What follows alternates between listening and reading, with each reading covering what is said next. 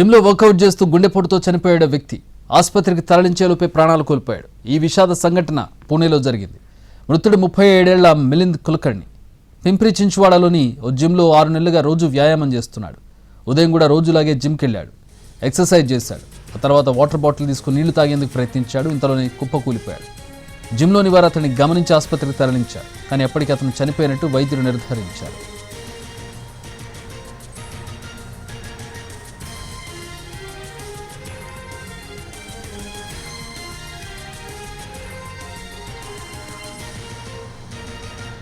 ఇదివరకు 65 ఏళ్లు పైబడిన వారికే ఎక్కువగా గుండెపోట్లు వచ్చేవి. కానీ ఇటీవల 50 ఏళ్ల లోపు వారిలోనూ గుండెపోట్లు పెరుగుతున్నాయి. 30 నుంచి 40 ఏళ్ల మధ్య ఉన్న వారికి కూడా హార్ట్ అటాక్లు రావడం ఆందోళన కలిగిస్తోంది.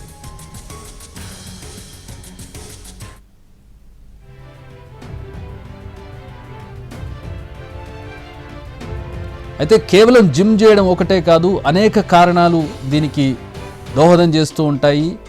ఇలా సడన్ కార్డియాక్ అరెస్ట్లు అవ్వడానికి, హార్ట్ ఫెయిల్యూర్ అవడానికి చాలా కారణాలు కనబడుతూ ఉంటాయి.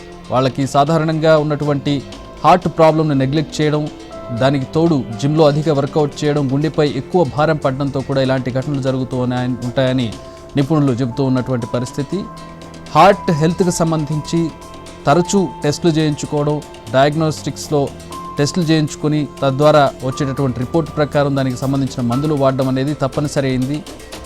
ఆహారపు అలవాట్లు, అలాగే తరచూ వ్యాయామం చేస్తూ ఉండడం అనేది గుండెకు మంచి చేస్తుంది. కానీ జిమ్లో హార్ట్ బీట్కి సంబంధించి జాగ్రత్తలు పాటించకుండా చేసేటటువంటి అధిక వ్యాయామంతో కూడా ఇట్లాంటి మరణాలు సంభవించే అవకాశం ఉందని వైద్యులు చెబుతున్నారు.